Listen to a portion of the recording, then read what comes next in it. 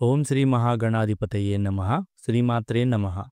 ఆనంద నిలయం ఛానల్ ప్రేక్షకులందరికీ నా నమస్కారం. నేను మీ ఆచార్య ప్రసాద్ గురూజీ. ఈరోజు మనం ఈ వీడియోలో టిఫిన్ చేశాక ఇంట్లో పూజలు చేయవచ్చా, అలాగే ఏ నైవేద్యాలు సమర్పించాలి, పూజలో ఏ పుష్పాలు సమర్పించాలి, వీటన్నిటి గురించి ఇప్పుడు మనం ఈ వీడియోలో తెలుసుకుందాం. ముందుగా ఈ వీడియో చూసే ముందు ఒక లైక్ కొట్టి మా ఛానల్ను సబ్స్క్రైబ్ చేసుకోండి. అలాగే జై శ్రీరామ్ అని కామెంట్ చేయండి. మన జీవితంలో ఏ చిన్న కష్టం వచ్చినా సరే వెంటనే దేవుడిని తలుచుకుంటాం. మన శాస్త్రాల్లో వివరించినట్టుగా ఇంట్లో దేవుణ్ణి పూజిస్తే మీ కష్టాలన్నీ తొలగిపోయి దేవతల అనుగ్రహం పరిపూర్ణంగా లభిస్తుంది. మనలో చాలామందికి పూజ చేసే విషయంలో ఎన్నో సందేహాలు ఉంటాయి. ఉదయం టిఫిన్ చేసిన తర్వాత పూజ చేయవచ్చా, పూజలో ఏ నైవేద్యం సమర్పించాలి, దేవుని అనుగ్రహం తొందరగా లభించాలంటే పూజలో ఏ పూలు సమర్పించాలి, పూజలో పాటించాల్సిన ముఖ్యమైన నియమాల గురించి ఇప్పుడు మనం ఈ వీడియోలో తెలుసుకుందాం. మనలో చాలామంది తెల్లవారుజామునే దీపారాధన చేసుకుంటారు. బ్రహ్మముహూర్తంలో దీపారాధన చేస్తే ముక్కోటి దేవతల ఆశీర్వాదం లభిస్తుంది. ఉదయాన్నే దీపారాధన చెయ్యలేని వారు కనీసం ఉదయం 10 గంటలలోపే ఇంట్లో పూజని పూర్తి చేసుకోవాలి. మధ్యాహ్న సమయంలో మాత్రం పూజలు చెయ్యకూడదు. అలాగే మనలో కొంతమంది ఆడవారు ఉదయం టిఫిన్ చెయ్యకుండా పూజలు చేస్తే మంచి ఫలితాలు లభిస్తాయని కనీసం టీ కాఫీలు కూడా తాగకుండా ఉదయాన్నే తలస్నానం చేసి ఇంట్లో పూజలు చేసుకుంటూ ఉంటారు.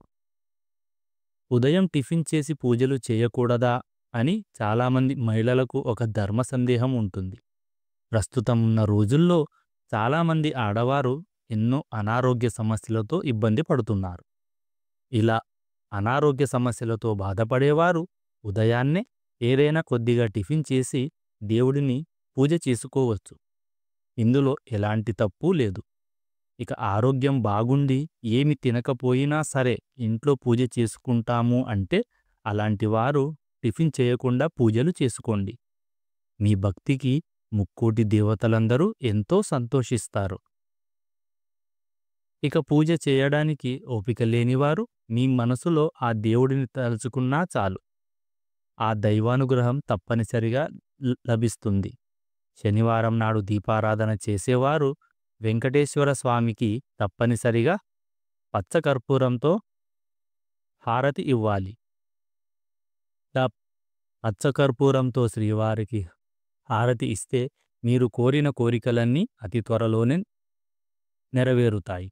విశేషంగా ప్రతి శనివారం నాడు పూజగదిలో పిండి దీపం వెలిగించాలి. ఇలా వెంకటేశ్వర స్వామికి పిండి దీపం వెలిగిస్తే మీ ఇంటి సంపదకు ఏ లోటు లేకుండా ఉంటుంది. ఇక లక్ష్మీదేవి అనుగ్రహం సులభంగా పొందాలనుకుంటే పూజగదిలో శంఖాన్ని ఏర్పాటు చేసుకోండి. శంఖం అంటే లక్ష్మీదేవికి ఎంతో ప్రీతికరం. పూజా మందిరంలో శంఖం ఉంటే లక్ష్మీదేవి త్వరగా ప్రసన్నురాలై మీ ఇంటిపై కనకవర్షం కురిపిస్తుంది. ఇక దేవుని పూజలో తప్పనిసరిగా సువాసన కలిగిన పూలను మాత్రమే సమర్పించాలి. అయితే మనం వాసన చూసిన పూలను ఎట్టి పరిస్థితుల్లోనూ పూజలో ఉపయోగించరాదు. ఇక దేవునికి సమర్పించే నైవేద్యం విషయంలో చాలామందికి చాలానే ధర్మ సందేహాలు ఉన్నాయి. దేవునికి పూజ చేసిన తర్వాత ఒక చిన్న బెల్లం ముక్కను నివేదించినా మీ పూజకు రెట్టింపు పుణ్యఫలితం దక్కుతుంది. దేవుని పూజలో అరటిపండు నైవేద్యంగా సమర్పిస్తే మీ పనుల్లో అడ్డంకులు రాకుండా విజయాలు సాధిస్తారు. అలాగే యాపిల్ పండు నివేదిస్తే త్వరగా శ్రీమంతులు అవుతారని విష్ణు పురాణంలో చెప్పబడింది. దేవునికి సమర్పించే నైవేద్యాన్ని ప్లాస్టిక్ గిన్నెలో కానీ స్టీల్ గిన్నెలో కానీ అస్సలు పెట్టకూడదు. అలా చేస్తే మహాపాపంగా పరిగణించబడుతుంది. దేవుడి నైవేద్యాన్ని ఎల్లప్పుడూ ఇత్తడి ప్లేట్లోనే పెట్టాలి. అప్పుల సమస్యలతో బాధపడేవారు ఇంట్లో పూజ చేసిన తర్వాత లక్ష్మీదేవికి నమస్కారం చేసుకొని ఒక కొబ్బరికాయను కొట్టండి. ఇక మీ అప్పుల బాధలు తొలగిపోయి అష్టైశ్వర్యాలు కలుగుతాయి. ఇక జామ పండును సమర్పిస్తే దీర్ఘకాలిక అనారోగ్య సమస్యలు తొలగిపోయి మంచి ఆరోగ్యం లభిస్తుంది. వెంకటేశ్వర స్వామిని తులసి దళాలతో పూజిస్తే శ్రీవారి అనుగ్రహం వెంటనే లభిస్తుంది. పూజలో దేవుడికి సమర్పించే పూలు మన ఇంటి దగ్గర పెంచుకుంటే చాలా ఉత్తమం. పక్కింటి చెట్లకున్న పూలని కోసి మన ఇంట్లో దేవునికి అలంకరించకూడదు. పక్కింటి వారి పూలతో మన ఇంట్లో దేవుడిని పూజిస్తే పూజలో సగ పుణ్యం వారికే వెళుతుంది. గులాబీ పూలతో దేవుడిని పూజిస్తే ఆర్థిక సమస్యలన్నీ తొలగిపోతాయి. ముఖ్యంగా ప్రతి శుక్రవారం నాడు గులాబీ పూలతో లక్ష్మీదేవిని పూజిస్తే మీ ఇంటి సంపద రెట్టింపు అవుతుంది. సన్నజాజి పూలతో దేవుడిని పూజిస్తే వివాహం కాని వారికి త్వరగా వివాహం జరుగుతుంది. జిల్లేడు పూలతో శివుడిని పూజిస్తే ఎలాంటి కష్టమైనా వెంటనే తీరిపోతుంది. అలాగే చామంతి పూలతో దేవుడిని పూజిస్తే కుటుంబంలో ఉన్న సమస్యలు ఏర్పడకుండా ఉంటాయి. సంతానం కోసం ప్రయత్నించేవారు శ్రీకృష్ణుడికి అటుకులను నివేదించండి. మీకు మంచి సంతానం కలుగుతుంది. మంగళవారం, శుక్రవారం రోజుల్లో పూజగదిని అస్సలు శుభ్రం చేయకూడదు. ప్రతి శుక్రవారం తప్పనిసరిగా ఇంటి గడపకు పసుపు రాసి కుంకుమ బొట్లు పెట్టుకోవాలి. ప్రతి శుక్రవారం ఇంటి గడపలకు పసుపు రాస్తే మీ ఆర్థిక పరిస్థితి మెరుగుపడుతుంది. ఇక పూజ చేసే సమయంలో దీపంలో నూనె పోసిన తర్వాతే వత్తులను వేయాలి.